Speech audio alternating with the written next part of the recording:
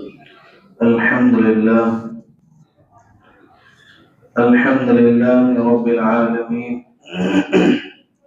والصلاة والسلام على سيد الأنبياء والمرسلين محمد وعلى آله وأصحابه أجمعين.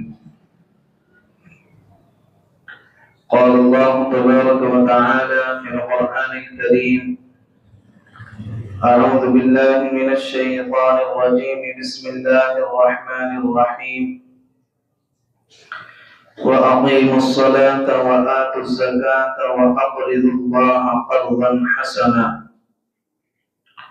وقال الله تعالى في مقام آخر: والذين يكنزون الذهب والفضة ولا ينفقونها في سبيل الله فبشرهم بعذاب أليم يوم يحمى عليها في نار جهنم فتكوى بها جباههم وجنوبهم وظهورهم هذا ما كنزتم لأنفسكم فذوقوا ما كنتم تكنزون. صدق الله العلي العظيم. محترم بزرگوں اور عزیز ساتھیوں، ارکان اسلام 5 ہیں جن پر اسلام کی بنیاد ہے۔ نمبر 1 کلمہ توحید کا اقرار، نمبر 2 نماز، نمبر 3 زکوٰۃ، نمبر 4 روزہ، نمبر 5 حج۔ ارکان اسلام میں ایک اہم ترین رکن زکوٰۃ کا ادا کرنا ہے۔ قرآن کریم میں اللہ رب العزت نے 82 جگہ زکوٰۃ کو نماز کے ساتھ بیان فرمایا ہے، اور اس کے علاوہ جو زکوٰۃ کا بیان کیا ہے وہ الگ ہے۔ الذین یؤمنون بالغیب ویقیمون الصلاۃ ومما رزقناہم ینفقون، اور جو آیت میں نے خطبے کے اندر پڑھی وَأَقِیمُوا الصَّلَاةَ وَآتُوا الزَّکَاةَ وَأَقْرِضُوا اللَّهَ قَرْضًا حَسَنًا، نماز پڑھو، زکوٰۃ دو، اللہ کو قرض حسن دو۔ تو 82 جگہ تو اللہ نے صرف زکوٰۃ کو نماز کے ساتھ بیان کیا ہے، اور جو اللہ نے زکوٰۃ کو الگ سے بیان کیا ہے یا دوسری عبادات کے ساتھ بیان کیا ہے وہ تفصیل اور وہ جگہیں الگ ہیں۔ قرآن کریم میں اللہ نے فرمایا والذین یکنزون الذہب والفضہ، کہ جو لوگ سونے اور چاندی کو خزانہ کر کے رکھتے ہیں، جمع کر کے رکھتے ہیں، ولا ينفقونها فی سبیل اللہ، اور اس سونے اور چاندی کی زکوٰۃ نہیں نکالتے، فبشرهم بعذاب علیم، تو ایسے لوگوں کو دردناک عذاب کی خوشخبری سنا دیجیے۔ ایسے لوگوں کو عذاب کیا ہوگا؟ یوم یحمى علیہا فی نار جہنم، جس دن اللہ رب العزت اس سونے کو، اس چاندی کو جہنم کی آگ میں تپائے گا۔ فتکوى بها جباہهم وجنوبهم وظہورهم، اور سونے اور چاندی کو تپانے کے بعد اللہ ایسے لوگوں کی پیشانیوں کو، ان کے پہلوؤں کو اور ان کی پیٹھ کو داغ دے گا، اور آگے اللہ فرمائے گا ھذا ما کنزتم لانفسکم فذوقوا ما کنتم تکنزون، یہ ہے وہ خزانہ جس کو دنیا میں جمع کر کے رکھتے تھے، گن گن کر رکھتے تھے، فذوقوا ما کنتم تکنزون، تو جس خزانے کو تم نے جمع کیا ہے اس کا عذاب کا مزہ چکھو۔ یہ اللہ نے کس لیے بیان کیا کہ جو لوگ اپنے مالوں کی زکوٰۃ نہیں دیتے ہیں، اللہ رب العزت ان کو اس انداز سے اور اس شکل میں عذاب دینے والا ہے۔ اور ایک جگہ اللہ نے فرمایا من ذا الذی یقرض اللہ قرضا حسنا، کون ہے جو اللہ کو قرض حسن دے؟ کون ہے جو اللہ کو قرض حسن دے؟ قرض تو یہ ہوتا ہے کہ آدمی کسی کو دیتا ہے تو وہ واپس ملتا ہے، تو اللہ بھی تو قرض حسن مانگ رہا ہے کہ اللہ دنیا میں لے رہا ہے اور آخرت میں لوٹائے گا، آخرت میں لوٹائے گا، اور جتنا لے رہا ہے اتنا نہیں لوٹائے گا، بلکہ آدمی نے اگر دنیا میں 1,00,000 روپیہ اللہ کے راستے میں خرچ کیا تو قیامت میں یہ 1,00,000 نہیں ملے گا، بلکہ اللہ اس کو بڑھاتا جائے گا، بڑھاتا جائے گا، بڑھاتا جائے گا، اور قیامت کے دن یہ سارا پیسہ پہاڑوں کے ڈھیروں کی شکل کے اندر انسان کو ملے گا۔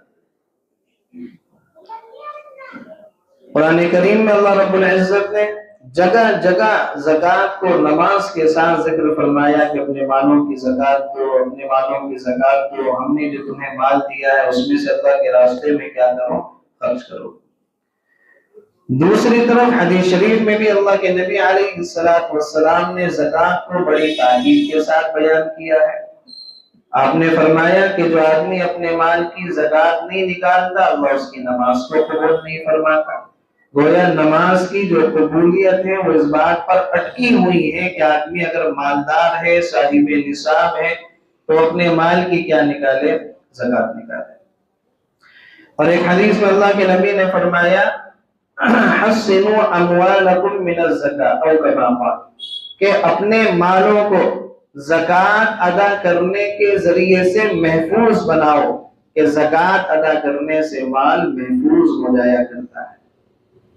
زکوٰۃ کو زکوٰۃ کیوں کہتے ہیں؟ ہم زکوٰۃ زکوٰۃ زکوٰۃ کا لفظ سنتے ہیں، زکوٰۃ کے معنی ہی پاکی کے اور صفائی کے آتے ہیں کہ آدمی جو اپنے مال میں سے 2.5% نکال دیتا ہے تو وہ مال بالکل پاک اور صاف ہو جایا کرتا ہے۔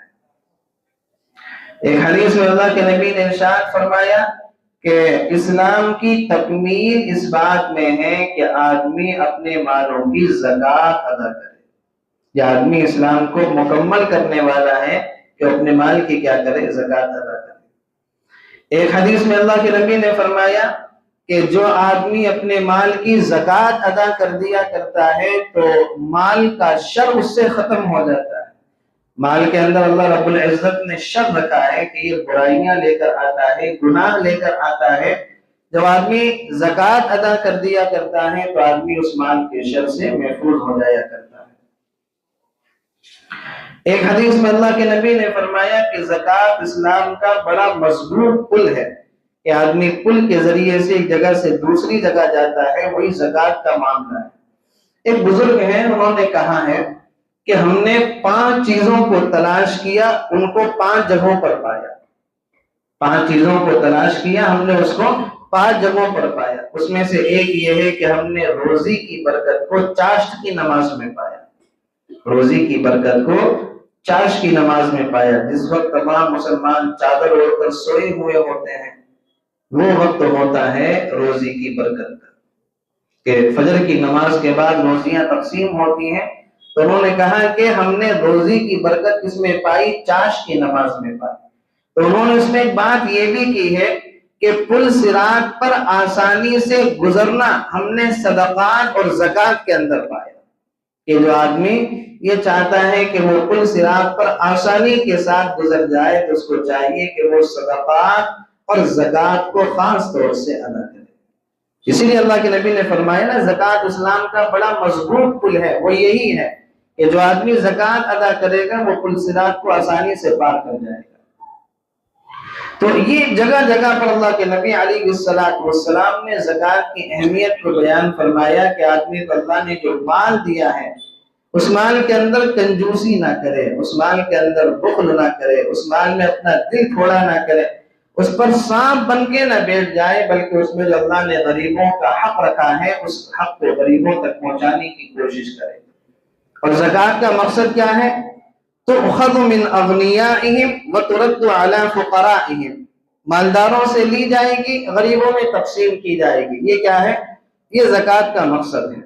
تو زکوٰۃ کا مقصد یہ ہے کہ مالداروں سے وہ پیسہ لیا جائے اور غریبوں پر ان کی تنگ دستی میں ان کی خوشحالی کے لیے اس کو کیا ہے، خرچ کیا جائے۔ ایک صاحب، ایک نوجوان، ان کا نام تھا ثعلبہ بن حاتب۔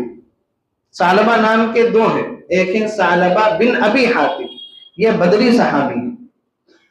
ایک ہے ثعلبہ بن حاتب، اللہ کے نبی کی خدمت میں آئے اور اللہ کے نبی سے کہا کہ دعا فرما دیں کہ اللہ مال دے دے، دعا فرما دیں کہ اللہ کیا دے دے، مال دے دے۔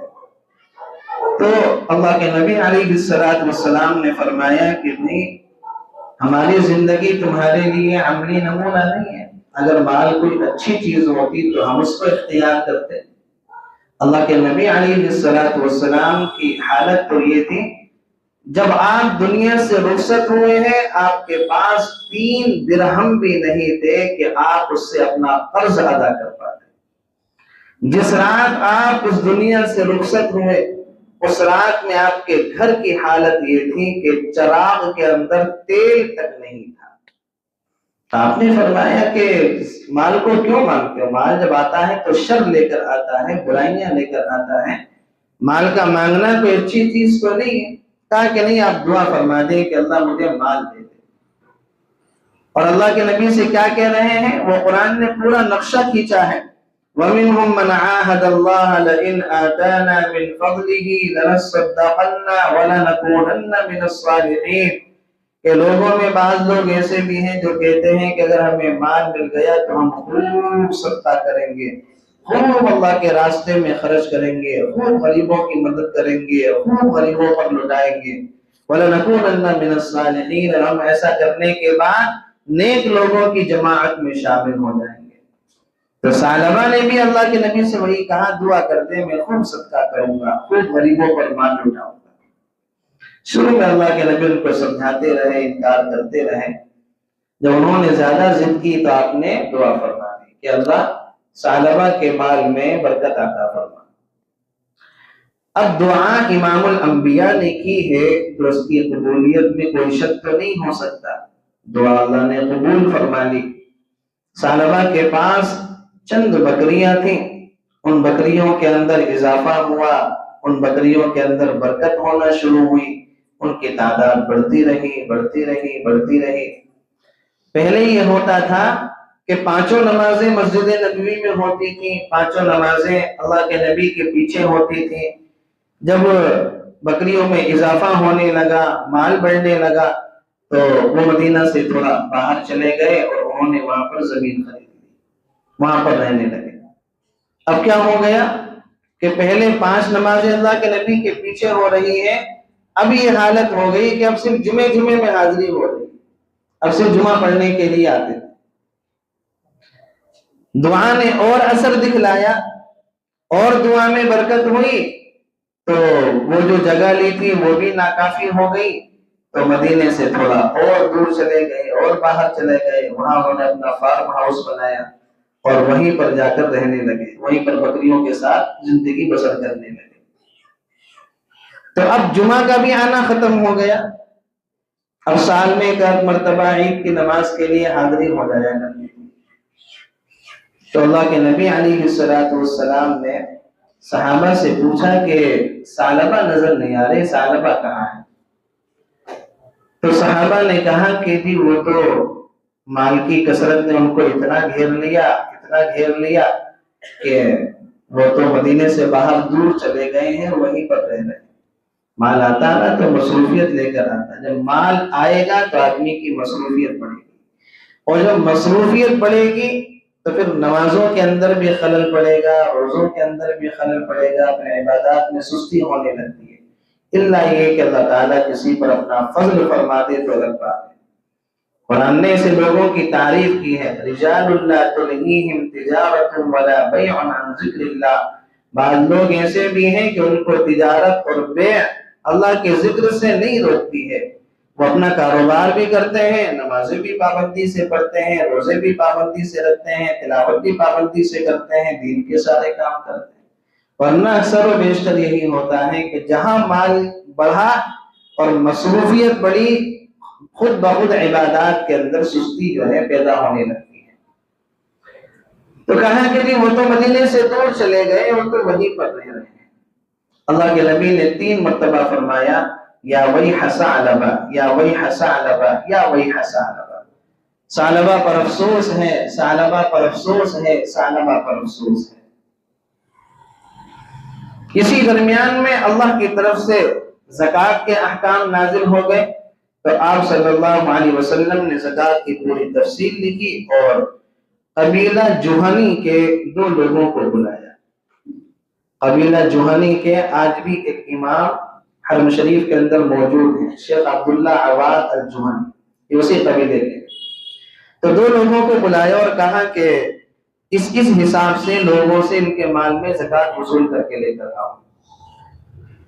چنانچہ یہ قبیلہ جوہنی کے دونوں لوگ گئے اور اللہ کے نبی نے فرما دیا کہ پہلے ثعلبہ کے پاس جانا، ان سے زکوٰۃ وصول کرنا، اس کے بعد ان سے آگے ایک سلیمی شخص رہتے تھے، ان کے پاس بھی جانوروں کی شکل میں مال تھا، کہا کہ ان سے بھی ایسے زکوٰۃ لے کر آنا۔ 50 بکریاں ہوں گی تو کتنی ہیں، 100 بکریاں ہوں گی تو کتنی بکریاں دینی پڑیں گی، 200 بکریوں میں کتنی بکریاں زکوٰۃ میں دینی پڑیں گی۔ اللہ کے نبی نے پورا نصاب بنا کر دے دیا۔ جیسے مال کے اندر 2.5% نکالا جاتا ہے، ایسے ہی زمین کا جو عشر ہوتا ہے، اس کی جو پیداوار ہوتی ہے، اس میں سے 10% نکالا جاتا ہے، اس کو عشر بولتے ہیں۔ ایسے ہی اگر آدمی کو اللہ نے بکریوں کی شکل میں، بھیڑوں کی شکل میں اور اونٹنیوں کی شکل میں یا گھوڑوں کی شکل میں مال دیا ہے، تو اس میں بھی نکالی جاتی ہے کہ 100 اونٹوں پر اتنی زکوٰۃ ہے، 200 اونٹوں پر اتنی زکوٰۃ ہے۔ تو وہ لے کر گئے اور ثعلبہ کے پاس گئے اور ثعلبہ سے جا کر یہ کہا کہ اللہ کے نبی نے بھیجا ہے اپنے مال کی زکوٰۃ دو۔ ثعلبہ نے پوری تفصیل سنی اور تفصیل سننے کے بعد کہا کہ یہ زکوٰۃ تو نہیں ہے، یہ تو جزیہ ہے، ٹیکس ہے جو غیر مسلموں سے لیا جاتا ہے۔ کہا کہ ایسا ہے، کسی اور کام سے بھی آئے ہو؟ کہا کہ وہ سلیمی جو ہیں ان سے بھی زکوٰۃ وصول کرنی ہے۔ کہا کہ پہلے ان کے پاس چلے جاؤ، واپسی میں مجھ سے ملاقات کرنا۔ تو قبیلہ جوہنی کے یہ دونوں حضرات جو زکوٰۃ وصول کرنے کے لیے گئے تھے، وہ سلیمی کے پاس چلے گئے۔ جب وہاں گئے تو ان سے کہا کہ اللہ کے نبی نے بھیجا ہے زکوٰۃ وصول کرنے کے لیے۔ تو انہوں نے کہا کہ ٹھیک ہے، کس طریقے سے دینی ہے؟ تو انہوں نے بتا دی کہ نہ عمدہ قسم کی بکری چاہیے اور نہ بالکل مریل بکری چاہیے، جو درمیانی ہے وہ زکوٰۃ کے اندر ادا کرو۔ تو سلیمی نے کہا کہ جب اللہ مانگ رہا ہے تو درمیانی کو دیں، ہم تو عمدہ دیں گے جب اللہ لے رہا ہے۔ من الذی یقرض اللہ قرضا حسنا، کہ کون ہے جو اللہ کو قرض حسن دے؟ جب اللہ وصول کر رہا ہے، اللہ لے رہا ہے، اللہ کے لیے دے رہے ہیں، تو درمیانی کیوں دیں؟ ہم تو عمدہ قسم کا اللہ کو مان دیں گے۔ ہمارے یہاں بعض لوگ ہوتے ہیں نا، جو نوٹ کٹا ہوا، سڑا ہوا، گلا ہوا، پھٹا ہوا، کہیں نہیں چلے گا، وہ بڑی خاموشی کے ساتھ مسجد میں دے کے جاتے ہیں۔ جو سکہ کہیں نہیں چلے گا وہ سکہ مسجد کے اندر آئے گا، جو پھٹا ہوا نوٹ کہیں نہیں چلے گا وہ نوٹ مسجد کے اندر آئے گا۔ اللہ سے یہ توقع ہے کہ اللہ ہمیں عمدہ دے، عمدہ کھلائے، عمدہ پلائے، عمدہ مکان دے، عمدہ کاروبار دے، اور جب اللہ کے یہاں دینے کا نمبر آتا ہے تو سڑا ہوا، گلا ہوا اور پھٹا ہوا دیتے ہیں۔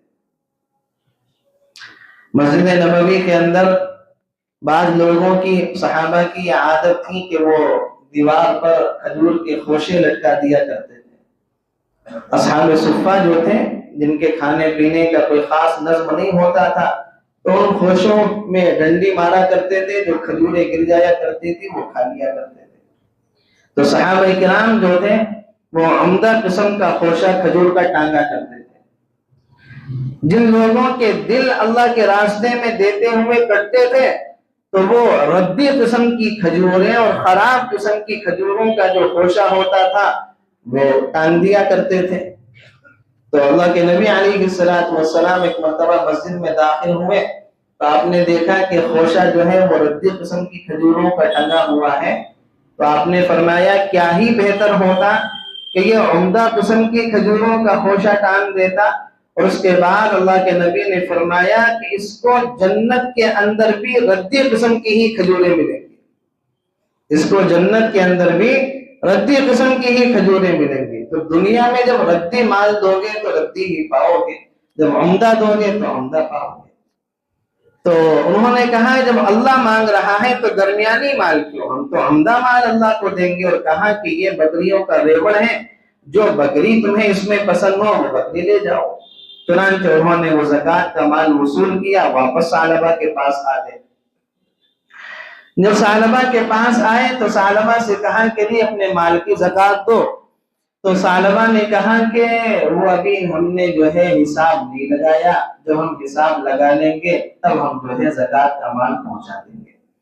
مالداروں کا، پیسے والوں کا یہ بہانہ ہوتا ہے نا جو زکوٰۃ وصول کرنے کے لیے جاتے ہیں، ابھی ہم نے مال کا حساب نہیں لگایا، رمضان کے آخر میں آنا، کہتے ہیں نا رمضان کے آخر میں آنا۔ زکوٰۃ وصول کرنے والا گیا، بچے سے منع کروا دیا، وہ بیچارہ دروازے کے باہر کھڑا ہوا ہے، انتظار کر رہا ہے، ملاقات کر رہے ہیں تو اس کو دھتکار رہے ہیں، جھڑک رہے ہیں۔ یہ جو طریقہ ہے یہ طریقہ مناسب نہیں ہے۔ زکوٰۃ دینے کا اصل طریقہ یہ ہے کہ آپ اپنا مال خود لے کر جائیں کہ یہ ہمارا مال ہے، اس کو زکوٰۃ کے لیے قبول کر لو۔ اس میں ہے تواضع، اس میں تواضع جھلک رہی ہے۔ آدمی کے گھر سے کوئی زکوٰۃ وصول کرنے کے لیے آ رہا ہے اور چودھری صاحب جو گیٹ پر ہی منع کر دے رہے ہیں کہ ابھی بعد میں آنا، رمضان کے بعد آنا، رمضان کے آخر میں آنا، ابھی ہم نے زکوٰۃ کا حساب نہیں لگایا اور تم بار بار آ جاتے ہو، تمہارا کام ہی یہی ہے۔ اس میں تو تکبر جھلک رہا ہے، اور جس مال کو ادا کرنے میں تکبر شامل ہو جائے، ایسے مال کو اللہ کی کیا ضرورت ہے؟ ایسے مال کو اللہ کی کیا ضرورت ہے؟ زکوٰۃ تو دی جائے، خوش دلی کے ساتھ دی جائے، اس کو دل کا بوجھ سمجھ کر تھوڑی ادا کی جائے گی۔ تو ثعلبہ نے بھی وہی کہا کہ ابھی ہم نے مال کا حساب نہیں لگایا، جب حساب لگا لیں گے تو ہم پہنچا دیں گے۔ اللہ کے نبی علیہ السلام کو بتا دیا گیا کہ ثعلبہ نے تو انکار کر دیا، اور سلیمی جو تھے انہوں نے اپنا مال زکوٰۃ میں دے دیا۔ اللہ کے نبی علیہ السلام نے سلیمی جو تھے ان کے لیے دعا فرما دی، اور ثعلبہ کے لیے آپ نے فرمایا یا ویح ثعلبہ، ثعلبہ پر افسوس ہے۔ اللہ نے جبرائیل کو بھیج دیا قرآن لے کر، اور پھر وہ آیات نازل ہوئی جو قرآن کریم کے اندر موجود ہیں۔ وَمِنْهُمْ مَنْ عَاهَدَ اللَّهَ لَئِنْ آتَانَا مِنْ فَضْلِهِ لَنَصَّدَّقَنَّ وَلَنَكُونَنَّ مِنَ الصَّالِحِينَ۔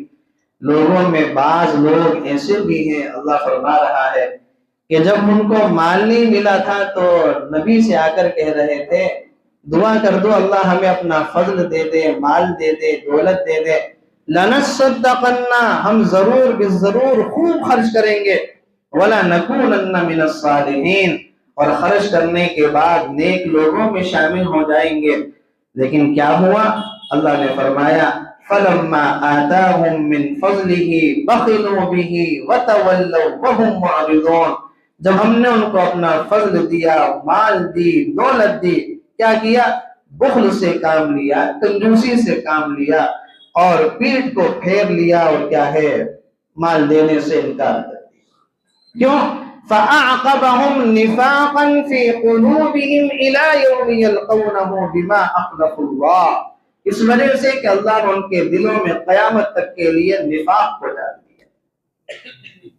یہ آیات اللہ نے جب نازل کی اور یہ آیات جب اتری تو صحابہ بھاگے بھاگے ثعلبہ کے پاس گئے اور کہا کہ ثعلبہ تمہاری بربادی ہو، قرآن آ گیا تمہارے بارے میں، تم نے مال اللہ کو نہیں دیا، زکوٰۃ ادا نہیں کی، قرآن اتر گیا تمہارے بارے میں۔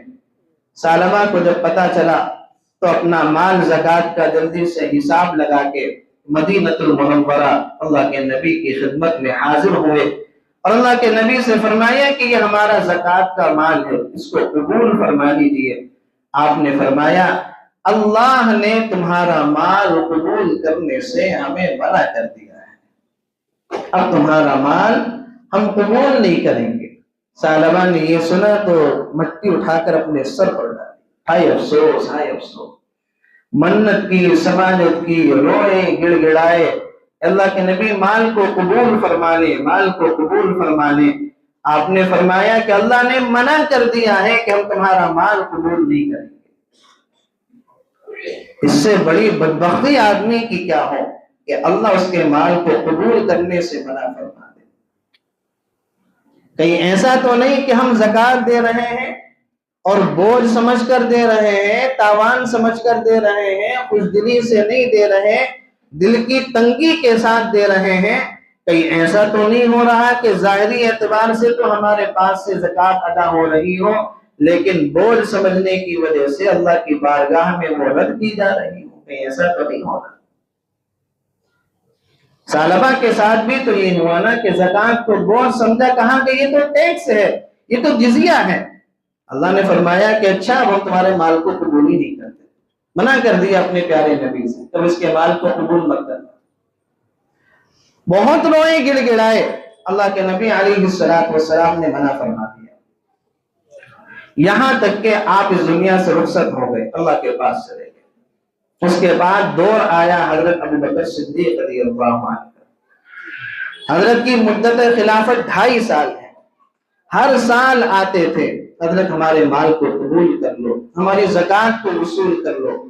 اور حضرت ابو بکر صدیق رضی اللہ عنہ یہی کہتے تھے کہ جب ہمارے دوست نے تمہارے مال کو قبول نہیں کیا تو ابو بکر کون ہوتا ہے تمہارے مال کو قبول کرنے والا؟ حضرت ابو بکر بھی 2.5 سال کا عرصہ گزار کے دنیا سے رخصت ہو گئے. اس کے بعد دور آیا حضرت فاروق اعظم رضی اللہ عنہ کا، اور ان کی مدت خلافت 10 سال ہے. ہر سال ثعلبہ آتا تھا اپنا مال لے کر، حضرت مال قبول کر لیجئے، ہمارا مال زکوٰۃ میں لگا لیجئے. اور حضرت فاروق اعظم رضی اللہ عنہ اس کو 10 سال تک یہی جواب دیتے رہے کہ جب میرے دونوں دوستوں نے تمہارے مال کو قبول نہیں کیا، عمر کون ہوتا ہے تمہارے مال کو اللہ کے راستے میں قبول کرنے والا؟ اور 10 سال کا عرصہ گزارنے کے بعد فاروق اعظم بھی دنیا سے رخصت ہو گئے. ان کے بعد دور آیا حضرت عثمان غنی رضی اللہ عنہ کا. حضرت عثمان غنی نے 12 سال خلافت کی ہے.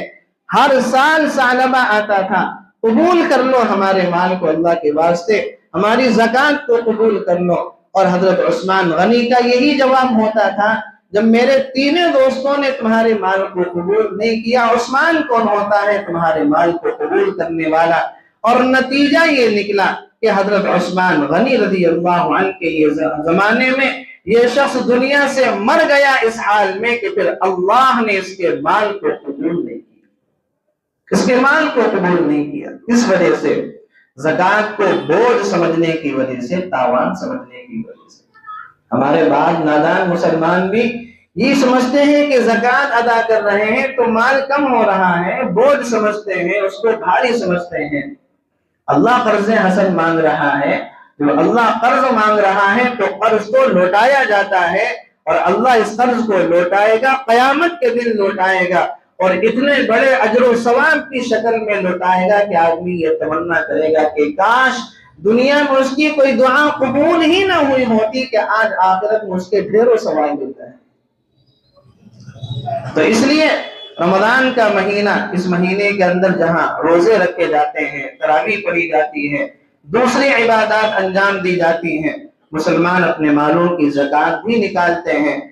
اور ضروری نہیں ہے کہ رمضان میں زکوٰۃ نکالی جائے، زکوٰۃ تو پورے سال نکال سکتے ہیں، لیکن رمضان میں زکوٰۃ نکالنے کا مقصد یہ ہوتا ہے کہ رمضان میں نیکیوں کا بھاؤ بڑا ہوا ہوتا ہے، اس لیے لوگ رمضان میں زیادہ نکالنے کی کوشش کرتے ہیں. اس لیے اس بات کی کوشش کریں اور ارادہ کریں کہ زکوٰۃ جب ہم نکالیں گے اس کو بوجھ سمجھ کے نہیں نکالیں گے، اللہ کو راضی کرنے کی نیت سے نکالیں گے، اللہ کو خوش کرنے کی نیت سے نکالیں گے، خوش دلی کے ساتھ اپنی زکوٰۃ کو کیا ہے نکالیں گے. اور زکوٰۃ ادا کرنے سے تو مال محفوظ ہو جاتا ہے. اللہ کے نبی نے فرمایا جو آدمی اپنے مال کی زکوٰۃ ادا کر دے، مال کا شر اس سے جاتا رہتا ہے، آدمی کا مال محفوظ ہو جاتا ہے. شیخ الحدیث حضرت مولانا زکریا رحمۃ اللہ علیہ نے آپ بیتی کے اندر اپنے والد مولانا یحییٰ کے حوالے سے واقعہ نقل کیا. کہا کہ جس زمانے میں ہندوستان میں انگریزوں کا راج تھا، انگریزوں کی حکومت تھی، تو سہارنپور سے آگے ایک جگہ ہے بیہٹ نام کی، وہاں پر انگریزوں کی کوٹھیاں بنی ہوئی تھی، بہت ساری کوٹھیاں تھیں، اور ان کوٹھیوں کے اندر جو ان کی تجارت ہوا کرتی تھی، تجارت کا سامان رکھا ہوتا تھا.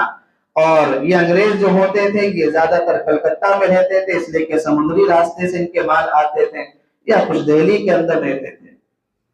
تو ایک انگریز جو تھا اس کی کچھ کوٹھیاں تھیں یہاں پر بیہٹ کے اندر، سہارنپور سے آگے. تو اس علاقے کے اندر آگ لگی تو بہت ساری کوٹھیوں کے اندر آگ لگ گئی. تو اس کا جو خادم تھا وہ دہلی گیا، اس سے کہا کہ جی آپ کی جو کوٹھیاں تھیں وہ سب جل گئیں، اس کے اندر جو مال رکھا ہوا تھا وہ سب ختم ہو گیا.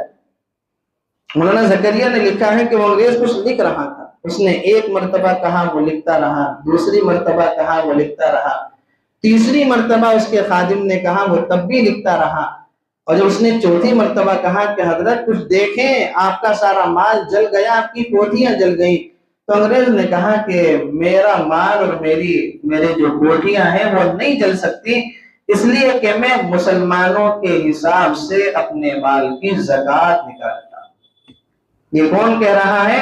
انگریز کہہ رہا ہے، ایک غیر مسلم کہہ رہا ہے کہ نہیں جل سکتا، اس لیے کہ میں مسلمانوں کے طریقے پر اپنے مال کی زکوٰۃ نکالتا ہوں. اور آخری نبی نے یہ کہا ہے کہ جو لوگ اپنے مالوں کی زکوٰۃ نکال دیا کرتے ہیں ان کے مال محفوظ ہو جایا کرتے ہیں. حدیث شریف کے اندر آتا ہے اللہ کے نبی کے پاس ایک آدمی آیا، اللہ کے نبی سمندر کے راستے سے فلاں آدمی کا کچھ مال آ رہا تھا وہ ہلاک ہو گیا.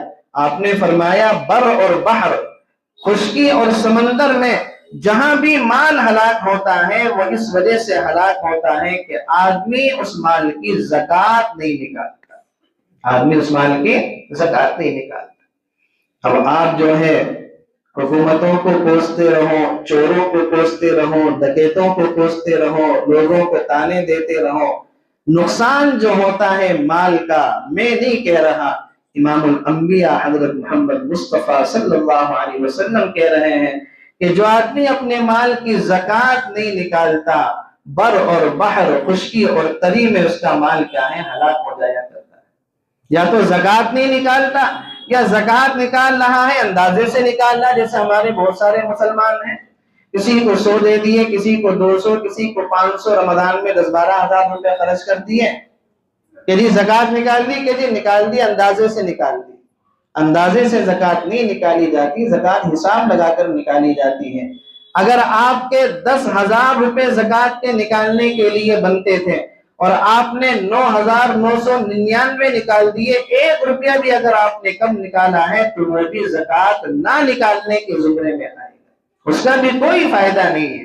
علماء نے لکھا ہے کہ اگر 1 روپیہ بھی کم نکالا تب بھی آدمی کی زکوٰۃ ادا نہیں ہوتی، زکوٰۃ پورا حساب لگا کر نکالی جاتی ہے. تو بہت سارے لوگ جو زکوٰۃ حساب سے اندازے سے نکال دیا کرتے ہیں، زکوٰۃ اندازے سے نہ نکالیں، حساب لگا کر نکالیں.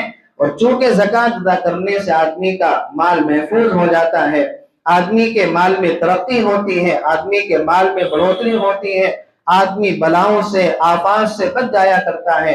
اس لیے گزارش یہ ہے کہ جب زکوٰۃ ادا کریں تو زکوٰۃ کو خوشدلی کے ساتھ ادا کریں، اس کو تاوان سمجھ کر ادا نہ کریں.